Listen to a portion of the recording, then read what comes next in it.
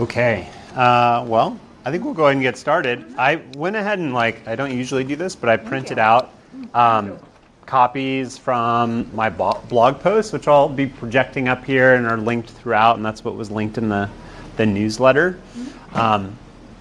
So today's topic is all about station rotations, which we always kind of associate with elementary schools, but I actually think it fits just as well, if not better, in the high school setting, because high school kids can be a lot more independent, a lot more independently driven, and so you can actually have them do a lot, higher level stuff without as much support, depending on what the topic is.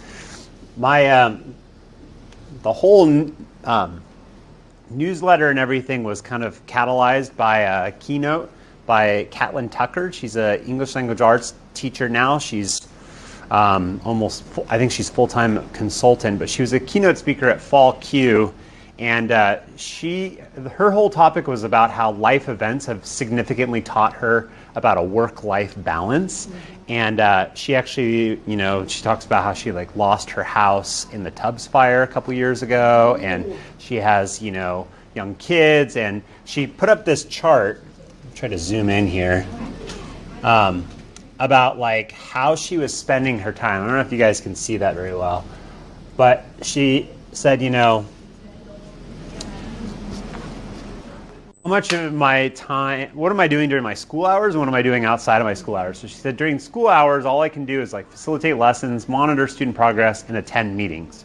She said, but then at home or from 4 p.m. on, I'm designing lessons, tracking student progress, providing timely, actionable feedback, communicate with parents, assess student work. And she kind of pointed out what's wrong with this graphic. It's we as teachers end up spending so much of our time outside of class, and I wrote down this big question she asked is your teaching practice sustainable? And so she went on to talk about these different strategies that we can use, and she's a big proponent of blended learning, so using digital tools and in-person tools to get the most out of our students. But she kind of had this angle of we can use these tools to help make our teaching practice more sustainable. And it really resonated with me, and I see so many of our colleagues just working themselves like crazy, and I feel like there are some better ways. And she really advocated a lot for the station rotation model, and it kind of I just kind of ran with it. So that's kind of the focus here. So what does she teach? She used to teach English. Yeah, she just stepped out of the classroom, I think maybe last year. But she taught English in a school, up near Santa Rosa. Yeah. So her blog is linked at the bottom here. She just shares all kinds of really great content. Even though it's English language arts, it's applicable to a lot of subjects. So I get a lot of inspiration from her. She's fantastic. And she's got several books, including a new one coming out about something about balance. That's a big focus of hers. She has a podcast now too. So yeah, she's doing a lot. So I think, why stations? So one, we can actually take some of the things that we find ourselves doing outside of the classroom and actually do it in the classroom. Things like giving timely feedback to students, things that we're doing with grading, we could potentially be doing with them in class in a station model, right? Saving us time. And also, I think another big why of stations, in the class, we have so many different standards, we have so many different things. A lot of times it feels like we're making compromises all the time, or if we're choosing class time to be doing one thing, it's at the expense perhaps of other stuff. And so sometimes that can be a really hard juggling act, but a station rotation could potentially allow us to do within a class period multiple things. And so you can actually be touching on a variety and really targeting what you're doing to get the most out of it. Also, another big why, I think, for why stations work is the block period is a long chunk of time. And it's a really long chunk of time for kids to be doing any one thing, whether that's sitting down and listening the whole period, or sitting down and doing an activity for a whole period, or even being up and about the whole period. You want to have a mix, right? And so again, the station rotation model lends itself where you could actually be doing a little bit of everything.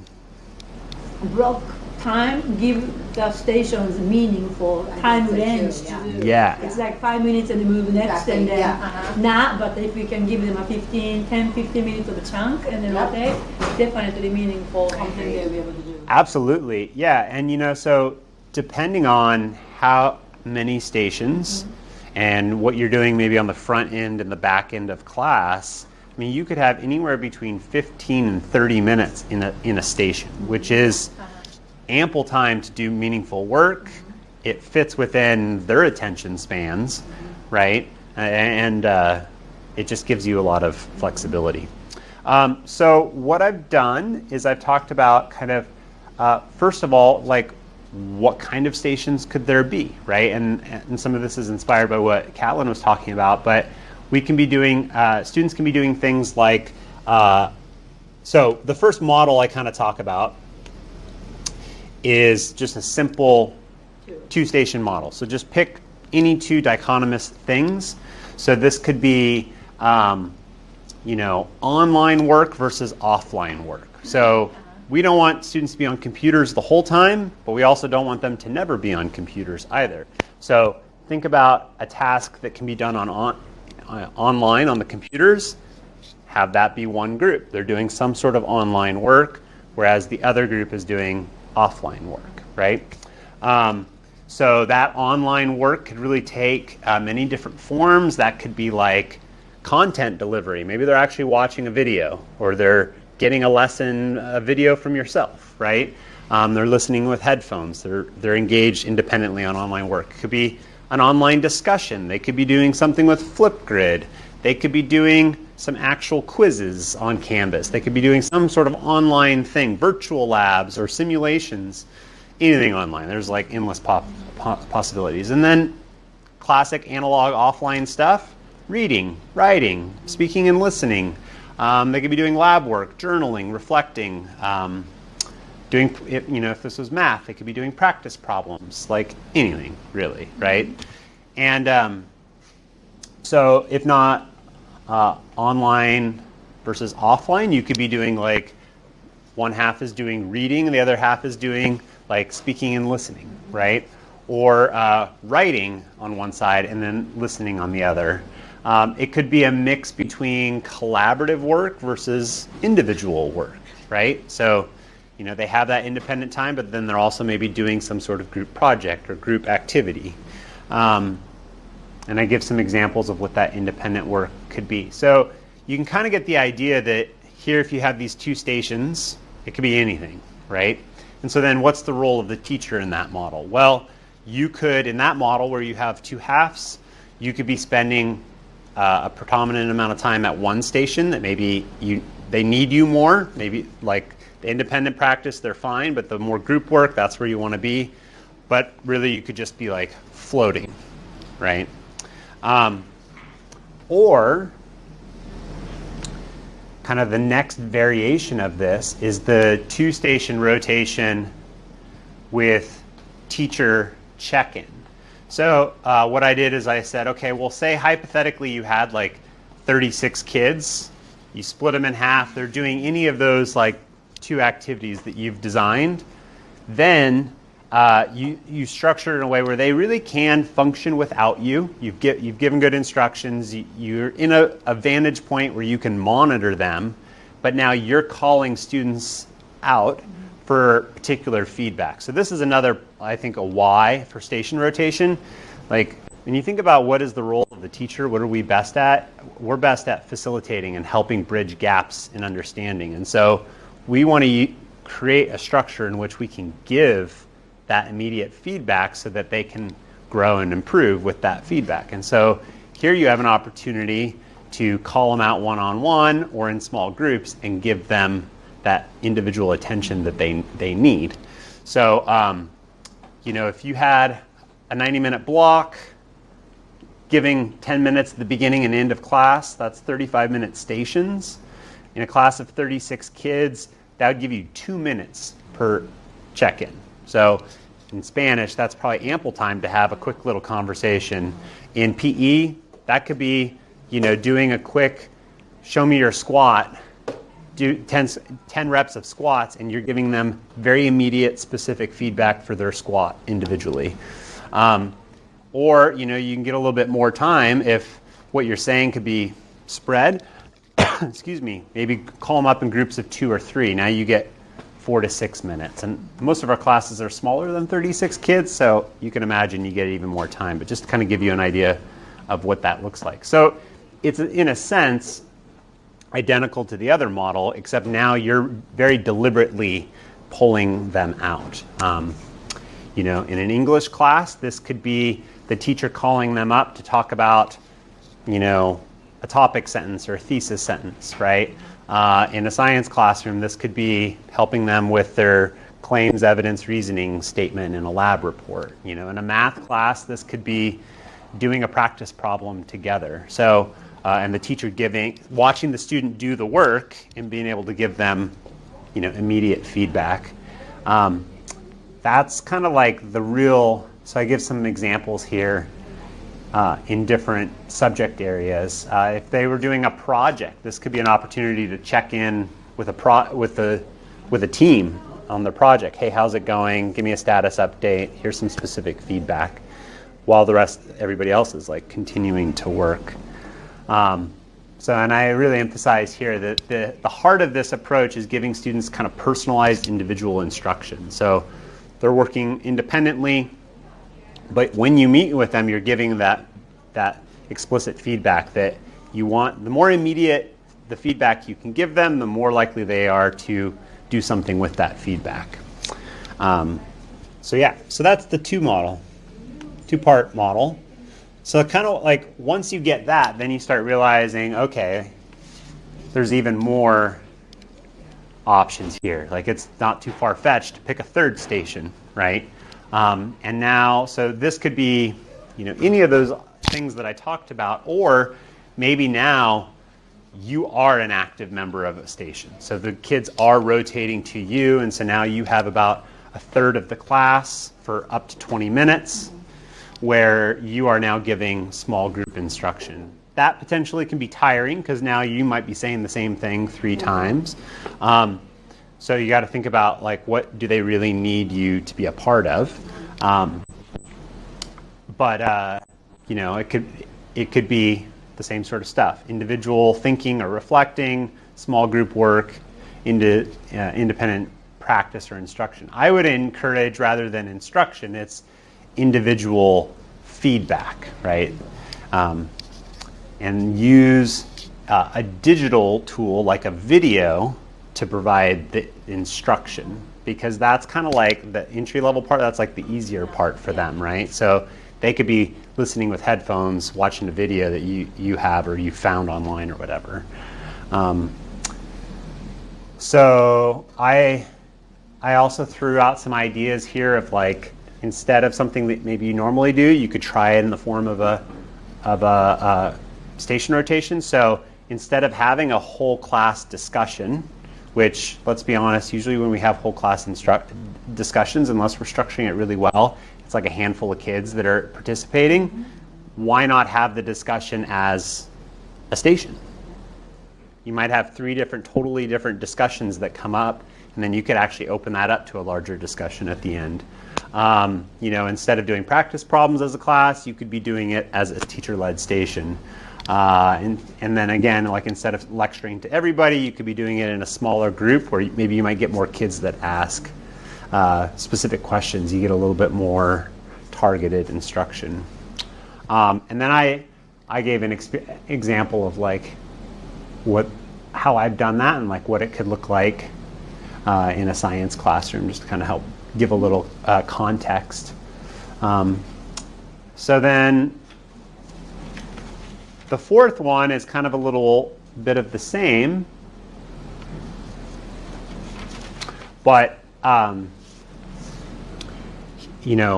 this is a good entry point for like if you've never done stations and like you still need to give some direct instruction. Start the class, 15 minutes of direct instruction. Strip it down. Like instead of having that time where kids would ask questions, just try to get through the content, have them write down the notes, and then use one of the stations for you to answer those questions and give more context, practice, and application. So you can kind of strip down maybe a longer set of instructions or a direct instruction and make the real feedback be a key part of the station rotation. So again, that one's kind of like you can kind of see how that could work as well. And then that would also give ample time at the end for, a recap, exit ticket or something like that.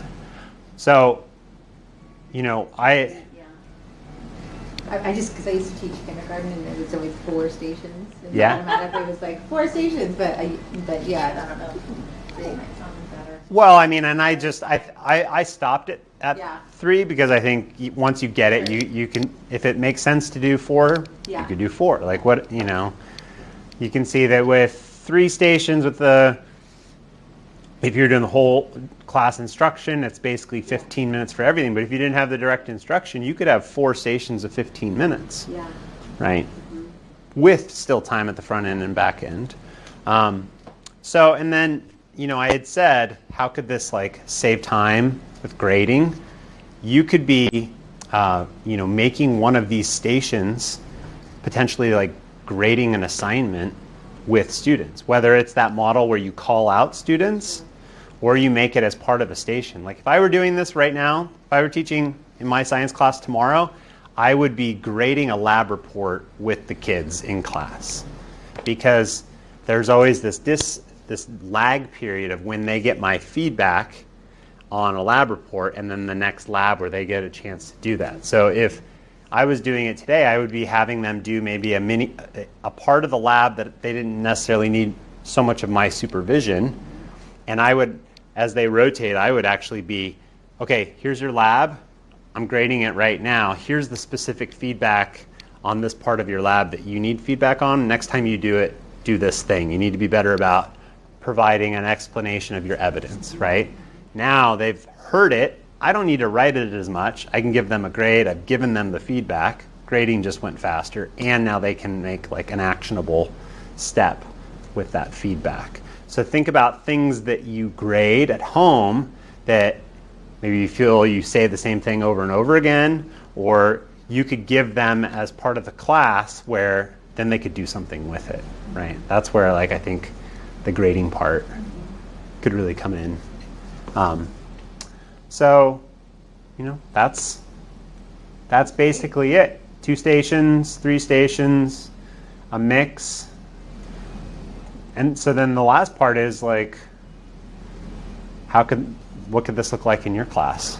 So you got PE and you got Spanish. So what are some ideas? I think I'd probably do the speaking, listening, reading, writing, and then the speaking would be with me. Mm-hmm. But the thing I worry about is the organ and the planning would be hard. Yeah. But I guess you could get used to it.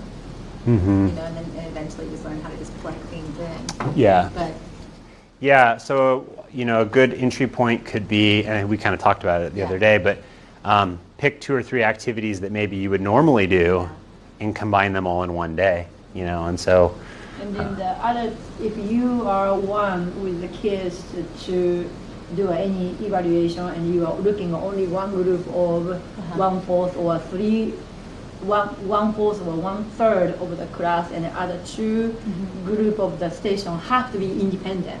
Yeah. So that means something they do all the time during class, so that they don't need me. They are very independently. They can do activity. If I put them in there, I would have designated 15 minutes with 1/3 or 1/4 of the class, and I just need to rotate it around. Right. Yeah. Yeah. So this is where online work can be helpful because potentially that can keep them really focused.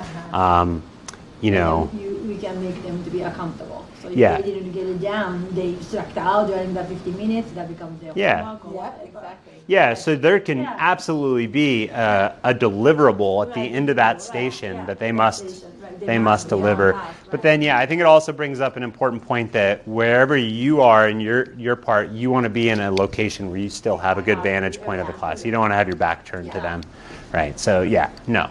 And I think that this is a protocol, so as you start to dabble with it and it seems to work and kids get used to it, then you can start kind of pushing them a little bit more and doing a little bit more. So mine would be, I make them videotape, clean, deadlift, and I have to watch like 100 video at home to grade every single weekend. I'm just sit there and watch the video entire weekend. Yeah. And I'm trying to decrease that. I was thinking maybe I can get like group of 3, and then one, they still need to take videos, but before they upload, I will have 1/3 or 1/4 of the class to show me, and then we look at the video rubric together, and this is the way I make a point, and this is your score. So I don't have to sit down and watch the video, and then maybe 1/3 will be doing like other lifting. And another group will be, I have a math program, weight room math program. Oh yeah, I remember that. And I thought you need to show me how to put them on the Canvas quiz. And then if I have a Chromebook stations, and kids can take the math quiz. Yep. One group. Absolutely. So that, they will have me. They all come and they, what do you think? They do that when we are taking the video. So I just say, just tape it today, and the next class I will look at you individually. And then, that would be informal one at the get-go, and the last one maybe I have to look at it. But even the final one. Even the final one. You fix this, so, even the final one you could have as a station, or you call them out and you say, okay, let's watch it really quick. Let's grade it, here's what you didn't squat low enough. I'm going to ding you the points, or you didn't identify that. Do you see now? And you can have a conversation with them. And then it's like, I feel like it helps so much too with the transparency around grading. They know where you're coming from, so you can kind of head off some of the problems. Depend on the kids too. The conscientious good kids, they read all the written comments, and they all yes. And then the kids who does. They're like, did you write something for me? Where? They don't even know where it was. Yeah. They don't even go and look at it. So give them the feedback sooner rather than later. Hey guys. So, I think there's there's lots of potential. I just want to sit. I don't want to sit there and look at it. At the end. I bet. But the language teachers too, right? You guys do a speech, and then they upload your voice thing, recording, and whatever kind of thing. We probably can do all the same way. Right? Like writing essays and stuff like that. She had, since we have a little time, I'll show you. She had this really cool I was thinking about doing a whole newsletter on this topic. She had this question of why are you grading that? And she had this flow chart. She said what's the purpose of this work? So if it's practice or review, you give no feedback, you give no grade. They are just doing it for practice. If it's a work toward a product, then you give them feedback but no grade. This is something you could be doing in a station, right? You're giving them feedback, no grade. But then if it's an assessment of a finished product, then you grade, but you don't need to give much feedback because ideally you've already given the feedback before. It's genius, right? So you just have to be really targeted and ask yourself, what's the purpose of this work? Yeah. And then you can hand it back, and they're just going to throw in the recycling too, all your hard work. So sometimes I feel like we are giving too much feedback on a final product that doesn't, at the end, all they really care about is the final grade, because that's what it's all about. So spend your effort giving them the feedback without grades early on. So I know. Time is valuable. And with that, thank you for coming. I really appreciate you taking the time. Yeah. Gotta figure out how to do this. Keep it simple. I mean, that's where I think like a 2-station. Yeah. Like if you're going to try maybe either that last one or just a 2-station, have them do 2 different things and just kind of watch, float back and forth, Start with that. see how it goes. It's easier to plan. Yeah. And if you want to brainstorm further or help come in and observe, like I'm here to support too, and I can give you feedback or help create it together. That'd be great. So I'm always game for that sort of stuff too. Great. So thanks for your time. Awesome.